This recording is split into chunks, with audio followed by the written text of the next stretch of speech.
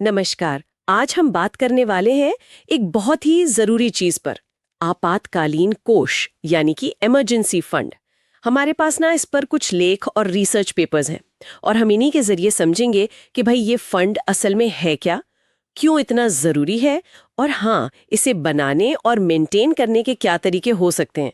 तो चलिए शुरू करें। जी बिल्कुल। सबसे पहले ये आपातकालीन कोष या इमरजेंसी फंड होता क्या है, मतलब एकदम सीधी भाषा में। देखिए, सीधे शब्दों में कहें तो ये वो पैसा है जो आपने अचानक आने वाली मुश्किलों के लिए, मतलब अप्रत्याशित स्थितियों के लिए अलग रखा है। अच्छा। जैसे मान लीजिए एकदम से नौकरी चली गई, या कोई मेडिकल इमरजेंसी आ गई, या फिर घर में कोई बड़ी मरम्मत निकल आई, तो ये एक तरह से आपका अपना पर्सनल फाइनेंशियल सेफ्टी नेट है।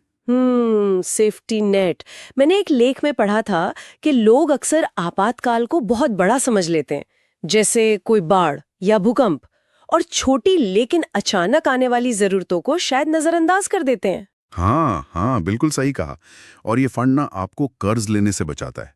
मतलब जब आपकी इनकम एकदम से रुक जाए या कोई बड़ा खर्चा आ जाए ना, तो आपको लोन वगैरह के चक्कर में नहीं पड़ना पड़ता। सही बात है। मुश्किल वक्त में ये आपको एक स्थिरता देता है। और सबसे बड़ी बात, एक तरह की मानसिक शांति, वो बहुत जरूरी है। हाँ, क्योंकि खर्चे तो रुकते नहीं, इनकम रुक भी जाए तो ये बात तो है। तो फिर अगला बड़ा सवाल जो जाहिर है दिमाग में आता है, और सामग्री में भी था, कि भाई कितना पैसा होना चाहिए इस फंड में। देखिए, ये एक बड़ा सवाल है। आमतौर पर जो एक्सपर्ट्स कहते हैं वो ये है कि कम से कम आपके 3 से 6 महीने के जो बिल्कुल जरूरी खर्चे हैं। जरूरी खर्चे मतलब? हाँ, जरूरी मतलब जैसे आपका किराया या घर की ईएमआई, खाने पीने का खर्चा, बिजली पानी के बिल, बच्चों की फीस, कोई और ईएमआई चल रही हो तो वो, मतलब वो खर्चे जिनके बिना गुजारा नहीं हो सकता। समझ गया। तो इनके बराबर रकम। लेकिन हाँ, एक रिसर्च पेपर ये भी कहता है कि ये सबके लिए एक जैसा नहीं हो सकता।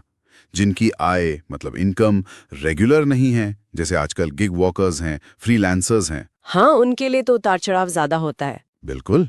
तो हो सकता है उन्हें शायद 6 महीने की जगह 9 महीने या उससे भी ज्यादा के खर्च के बराबर का फंड सोचना पड़े। ये आपकी नौकरी कितनी पक्की है, परिवार में आप पर कितने लोग निर्भर हैं, इन सब बातों पर भी डिपेंड करता है। अच्छा, और इसे रखना कहाँ चाहिए? मतलब ऐसी जगह हो जो सेफ भी हो और जरूरत पड़े तो पैसा फटाफट मिल भी जाए, कहीं अटक ना जाए पैसा। हाँ, ये बहुत इंपॉर्टेंट है। देखिए, इसे ऐसी जगह रखना चाहिए जहां से पैसा निकालना आसान हो। सबसे कॉमन है एक अलग सेविंग्स अकाउंट। अलग मतलब रोज वाले अकाउंट से हटकर? हाँ, बिल्कुल अलग, ताकि गलती से भी वो रोज के खर्चों में इस्तेमाल ना हो जाए। दूसरा ऑप्शन है लिक्विड म्यूचुअल फंड। ये कम रिस्क वाले होते हैं और आमतौर पर 1-2 दिन में पैसा मिल जाता है। ओके। कुछ लोग शॉर्ट टर्म फिक्स डिपॉजिट यानी एफडी भी करवाते हैं, छोटी अवधि वाली। बस ध्यान ये रखना है कि जहां भी रखें वो सुरक्षित हो और जरूरत पड़ने पर जल्दी पैसा हाथ में आ जाए। ठीक है, तो ये तो हुई कि कितना और कहाँ। अब आते हैं इसे बनाने के प्रोसेस पर। जी सामग्री में कुछ स्टेप्स बताए गए थे, वो क्या है? हाँ, देखिए, सबसे पहला कदम तो है अपने जरूरी मासिक खर्चों का ईमानदारी से हिसाब लगाना। मतलब बिल्कुल ठीक ठीक पता हो कि महीने का मिनिमम खर्चा कितना है। हम्म। फिर एक लक्ष्य तय करें कि भाई मुझे 3 महीने का या 6 महीने के खर्च के बराबर पैसा जमा करना है। फिर अपने बजट को ध्यान से देखें कि कहाँ पर आप थोड़ी कटौती कर सकते हैं, कहाँ से पैसा बचाया जा सकता है। और वो ऑटोमेटिक बचत वाला जो जिक्र था सामग्री में, वो कितना कारगर है? हाँ, ऑटोमेटिक कंट्रीब्यूशन, वो बहुत बहुत इफेक्टिव तरीका है।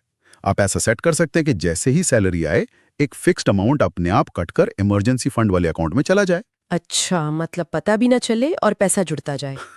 बिल्कुल। और शुरुआत छोटी रकम से भी कर सकते हैं। ऐसा नहीं कि एक साथ बहुत सारा पैसा डालना है, धीरे धीरे। और हाँ, अगर कभी कोई एक्स्ट्रा पैसा मिले, जैसे कोई बोनस आ गया या टैक्स रिफंड मिला, हाँ हाँ। तो उसे सीधा इस फंड में डाल देना एक अच्छी आदत है। और एक सबसे जरूरी बात, अगर कभी इस फंड को इस्तेमाल करना पड़े, तो आपकी पहली प्राथमिकता होनी चाहिए कि इसे जल्द से जल्द वापस उतना ही भर दें। ये जरूरी पॉइंट है। अच्छा, सामग्री में एक बड़ी दिलचस्प बात थी, एक विरोधाभास, कि लोग मानते तो हैं कि इमरजेंसी फंड जरूरी है, पर असल में बहुत कम लोग बना पाते हैं। कोई आंकड़ा था शायद? हाँ था। एक स्टडी के मुताबिक करीब 70% लोग मानते हैं कि ये जरूरी है, लेकिन असल में सिर्फ 30% के आसपास लोगों के पास ये होता है। अरे, इतना बड़ा गैप! ऐसा क्यों होता है? हाँ, ये सच है। इसके पीछे ना कई कारण हैं। एक तो है अनुशासन की कमी, मतलब डिसिप्लिन नहीं रख पाते। दूसरा, कई बार अचानक दूसरे खर्चे आ जाते हैं जो ज्यादा जरूरी लगने लगते हैं। या फिर भविष्य की चिंता करने के बजाय लोग आज में मतलब प्रेजेंट में खर्च करना ज्यादा पसंद करते हैं। और जैसा हमने पहले बात की, जिनकी इनकम रेगुलर नहीं है उनके लिए तो ये और भी मुश्किल हो जाता है। तो इसका हल क्या है? हल यही है कि छोटी शुरुआत करें, धीरे धीरे बढ़ाएं और फंड को बिल्कुल अलग रखें ताकि उसे बेवजह खर्च करने का मन ही ना करे। वो out of sight out of mind वाला हिसाब थोड़ा काम करता है यहाँ। सही कहा। ये मनोवैज्ञानिक पहलू भी है इसमें। हाँ। अच्छा, अंत में अगर बात करें तो इसके असल फायदे क्या हैं? वित्तीय सुरक्षा तो है ही, और वो मानसिक शांति वाली बात। देखिए, फाइनेंशियल सिक्योरिटी तो सीधी है। आप कर्ज लेने से बचते हैं।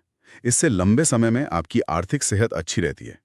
और आपके जो दूसरे बड़े लक्ष्य हैं, जैसे रिटायरमेंट के लिए बचाना या बच्चों की पढ़ाई का फंड, हाँ, वो सुरक्षित रहते हैं। बिल्कुल, वो सेफ रहते हैं क्योंकि आपको अचानक आए खर्चों के लिए उन पैसों में हाथ नहीं डालना पड़ता। और मानसिक शांति वाला पहलू, मुझे लगता है आज की अनिश्चित दुनिया में वो शायद सबसे बड़ा फायदा है। हाँ, बिल्कुल। ये जानना कि अगर कल को कुछ ऊंच नीच होती है तो आपके पास एक सहारा है, एक कुशन है। इससे स्ट्रेस, एंजाइटी काफी कम हो जाती है। रिसर्च भी यही दिखाती है। अच्छा।